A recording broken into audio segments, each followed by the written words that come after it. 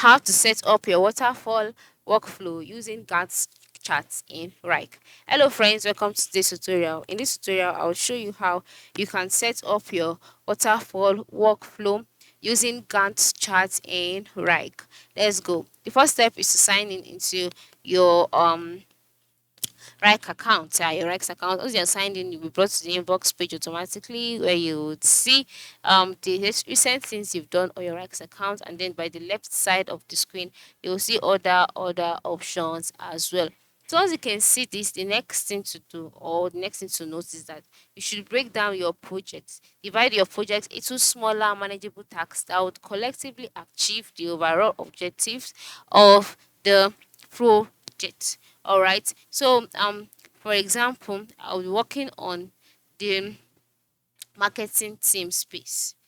So this space has other projects in it, of course. You can see the ad campaign, the template. So all of these projects, the next thing to do here is to divide this project into smaller manageable tasks, just like you've seen here on my screen, such as under ad campaign, which is a project, we have tasks like create content, set a budget, sub item, another sub item, measure success and all of that. So you can also set tax dates and description. You have to assign end date and start date for each task so that each team member can understand their responsibilities. And how do you do this? For example, for each task, to do that, just click on the task to open up the task.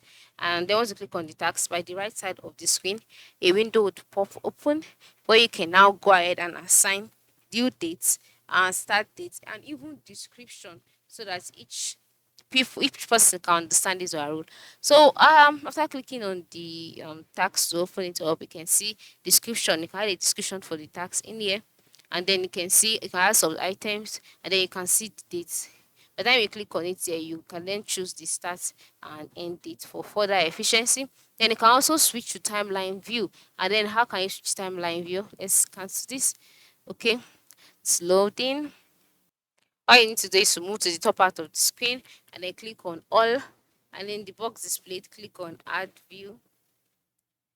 Just you may not see all for yours, just ensure you click on add view, and then you can see different views available such as table, board, Gantt charts, files. Then you can see time logs. Just click on it that way.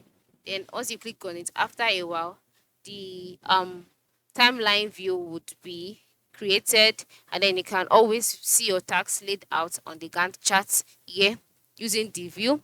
And then once you've done that, you can also establish dependencies. You can create milestone, that is set up milestone activities to mark significant events such as the end of a project phase or critical decisions that affect the rest of the project. So by following these steps, you can effectively manage your projects from start to finish using the waterfall methodology in Wrike. All right, so thanks for watching and ensure you have a good day.